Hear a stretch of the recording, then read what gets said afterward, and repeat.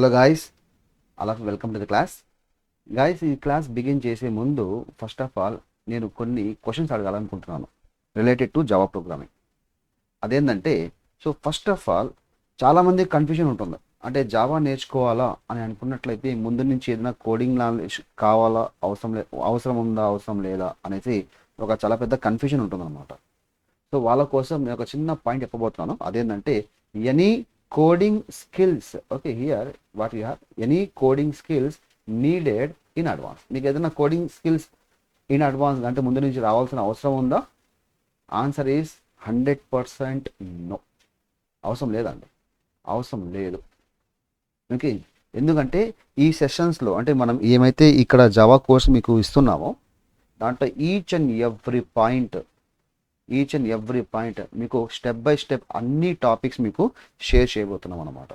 ఇక్కడ నుంచి మీరు ఏం చేయొచ్చు అంటే, వన్స్ మీ యొక్క ఇంట్రెస్ట్ ఎలా ఉండాలంటే హ్యాపీగానే కంప్లీట్ చేస్తాను ఇదే మైండ్ సెట్లో ఉండండి. చాలా ఈజీ ప్రోగ్రామింగ్ లాంగ్వేజ్. అర్థమైందా? చాలామంది చెప్తూ ఉంటారు మీకు జావా ప్రోగ్రామింగ్ చాలా కష్టము, చాలా ఇది, okay, lot of things are going to be, చాలా రూమర్స్ చెప్తూ ఉంటారండి. కానీ అలాంటి ఏమీ లేదు. It's a very simple language. చాలా హ్యాపీగా మీరు నేర్చుకోవచ్చు.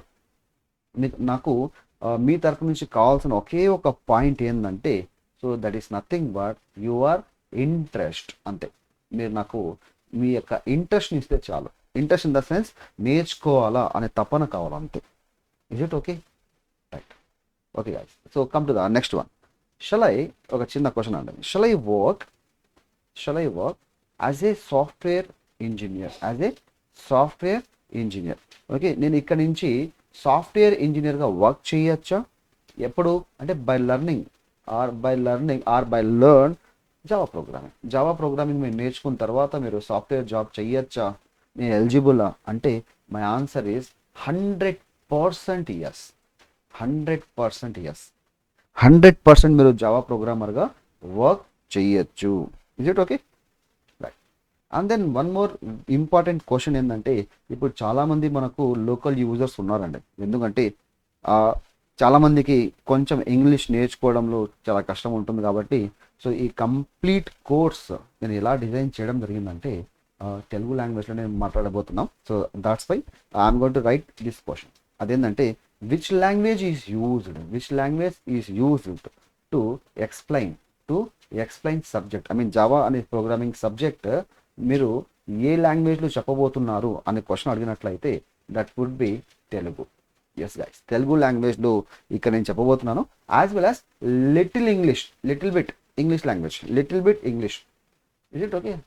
కొంచెం కొన్ని పదాలు తప్పనిసరిగా ఇంగ్లీష్లో వాడాల్సి వస్తుంది కాబట్టి, so that's why my subject is entirely 98% మీరు తెలుగు అని చెప్పుకోవచ్చు, మేబీ 2% ఇంగ్లీష్ అని చెప్పుకోవచ్చు. Like that you can say. Is it okay?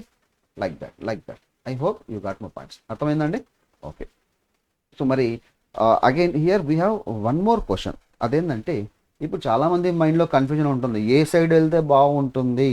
Okay, so here there is a demand for Java. There is any demand for Java. అంటే జావాకి ఏమన్నా demand ఉందా లేదా అనే again one more question guys. ఓకేనా? So మరి జావాకి demand ఉందా లేదా అని అడిగినట్లయితే ఒక సైంటిఫిక్ రీజన్ చెప్పేస్తాను నేను.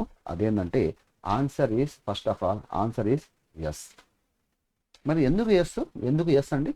Because okay, Java user 3 billion electronic devices run on Java. Okay, 3 billion electronic devices run on Java. ఇది ఓకే, అర్థమైందా? 3 బిలియన్, 1 మిలియన్ అంటే 10 లక్షలు, 1 బిలియన్ అంటే 100 కోట్లు. అర్థమైందా? సో మరి 300 కోట్ల ఎలక్ట్రానిక్ డివైజెస్ జావా పైనే రన్ అవుతున్నాయి. ఇది గుర్తుపెట్టుకోండి. అది మీరు వాడే టీవీ యొక్క రిమోట్ కావచ్చు, లేదంటే మీ యొక్క స్మార్ట్ టీవీ కావచ్చు, మీ చేతిలో ఉన్న ఆండ్రాయిడ్ మొబైల్ ఉంది కదా, అదంతా అగైన్ జావాతో చేసిన కోడింగే అనమాట. అర్థమైందా? సో లేదంటే మీరు ఇప్పుడు ఏసీస్ యొక్క స్విచ్చెస్ ఆన్ చేస్తుంటారు, ఆఫ్ చేస్తుంటారు బై యూజింగ్ రిమోట్ కంట్రోలర్, అది కూడా జావానే అండి. మీరు గేమ్స్ ప్లే చేస్తున్నారు కదా, జాయ్ స్టిక్స్, అది కూడా జావా అని చెప్పుకోవచ్చు. దాంట్లో కోడ్ చేసిన ఏ కోడ్ డంప్ చేయడం జరిగింది? జావా డంప్ చేయడం జరిగింది. మీ యొక్క అగైన్ స్మార్ట్ టీవీస్ కావచ్చు, స్మార్ట్ ఎలక్ట్రానిక్ డివైజెస్ కావచ్చు, ఐఓటీ అప్లికేషన్స్ కావచ్చు, ఇప్పుడు మీరు వాషింగ్ మిషన్స్ కొత్తగా స్మార్ట్ అయిపోయినాయి, అది కూడా అర్థమైందా. సో అవన్నీ జావాతో రన్ అవుతున్నాయి. 3 బిలియన్ ఎలక్ట్రానిక్ డివైసెస్ జావాతో రన్ అవుతున్నాయి. సో మరి ఈ 3 బిలియన్ ఎలక్ట్రానిక్ డివైసెస్ ఉన్నంత వరకు మీకు ఎలాంటి టెన్షన్ లేదు. అర్థమైందా. So no need to worry about that. హ్యాపీగా మీరు వర్క్ చేసుకోండి. మరి ఎలా ఎలా నేర్చుకోవాలండి, ఎలా, how? Okay, next question. So what's the next question I'm going to use here. How do I learn Java? Java ఎలా నేర్చుకోవాలి? What's the way? ఏం లేదండి, just whatever the sessions we're going to provide to, ఏమైతే videos మీకు video sessions ఇస్తున్నామో, watch all sessions, that's it. One by one అన్నీ watch చేయండి, that's it. Do nothing, ఏమీ చేయాల్సిన అవసరం లేదు. ఈ విధంగా మీరు 1 బై 1 అన్నీ వాచ్ చేసినట్లయితే కంప్లీట్ సబ్జెక్ట్ మీకు వచ్చేస్తుంది. Is it okay? Right. Now one more question అండి. మరి చాలామందికి డౌట్ ఉంది. చాలామంది ఏం చేస్తారంటే మన సబ్జెక్ట్ కంప్లీట్ ప్రాక్టికల్ సబ్జెక్ట్ అని చెప్పేస్తారు. ఇంకొంతమంది మన కంప్లీట్ థియరీ సబ్జెక్ట్ అని చెప్పేస్తుంటారు అనమాట. సో లైక్ దట్ హియర్ నాకు చిన్న క్వశ్చన్ అడుగుతాను, అదేంటంటే is it contain only theory? అంటే మీ క్వశ్చన్ అనేది, ఎందుకంటే డైరెక్ట్గా మీరు ఏమైతే మీ మైండ్లో ఉన్నాయో అదంతా నీకు రాసేస్తున్నాను. Is it contain complete theory or only theory, లేదా సింపుల్ భాషలో ఓన్లీ ప్రాక్టికల్? ఓకేనా? అంటే కంప్లీట్ థియరీలో ఉంటుందా? ఓన్లీ థియరీ మాత్రమే చెప్తారా దీంట్లో, లేదా ప్రాక్టికల్ మాత్రమే ఉంటుందా? అంటే here my answer is, what's my answer here? Okay, theory. Yes guys, here we have it's a theory plus practical అని చెప్పుకోవచ్చు. అంటే ఇక్కడ theory which is nothing but theoretical explanation ఉంటుంది, ప్రాక్టికల్ ప్రూఫ్ ఉంటుంది. అర్థమైందా? థియరిటికల్ ఎక్స్ప్లెనేషన్ ఉంటుంది, practical proof ఉంటుంది guys, practical proof. Is it okay? So like that. అంటే ఒక చిన్న క్వశ్చన్ ఇస్తాను మీకు, చిన్న పాయింట్ అడుగుతాను, నాకు కరెక్ట్గా ఆన్సర్ చెప్పండి. అదేంటంటే మీకు ఒక చాలా పెద్ద చెట్టు ఇచ్చి, ఒక గొడ్డలి చేతికి ఇచ్చి 10 అవర్స్లో ఆ చెట్టుని మీరు స్మాల్ స్టిక్స్గా మార్చేయాలా అని చెప్పినట్లయితే చాలామంది ఏం చేస్తారంటే తీసుకొని ఫాస్ట్గా లేసి బిగిన్ చేస్తారు. అర్థమైందా? So that is not the way, అది పద్ధతి కాదు. ఇంకొంతమంది ప్లానింగ్ చేసుకుంటూ కూర్చుంటారు, అది కూడా పద్ధతి కాదండి. మరి ఆ క్వశ్చన్కి, అంటే ఈ క్వశ్చన్కి ఆన్సర్ నేను చాలా సింపుల్ వేలో ఇస్తున్నాను, ఒకసారి బాగా గమనించండి. అర్థమైందా? సో మరి ఆ 10 అవర్స్ 10 గంటలు మీకు టైం ఇచ్చారు, ఒక చాలా పెద్ద చెట్టుని కట్టలుగా స్మాల్ స్టిక్స్గా మార్చేయాలా, ఒక గొడ్డలి మీకు ఇవ్వడం జరిగింది. అంటే మీరు ఏం చేయాలా? సో నేనైతే అక్కడ ఏం చేస్తానంటే ఫస్ట్ ఇచ్చిన 6 అవర్స్, ఎస్ గైస్ 6 అవర్స్ 6 గంటలు నేను ఏం చేస్తానంటే దాన్ని బాగా సానబెడతాను, షార్ప్ చేస్తాను. Is it okay? నెక్స్ట్ అది ఎంత షార్ప్గా ఉంటుందో మీరు అంత ఫాస్ట్గా చేసేయచ్చు. నెక్స్ట్ రాబోయే 4 అవర్స్ నాకు చాలు, it's more than enough to me. నేను దాన్ని స్టిక్గా మార్చేయచ్చు, స్టిక్స్గా.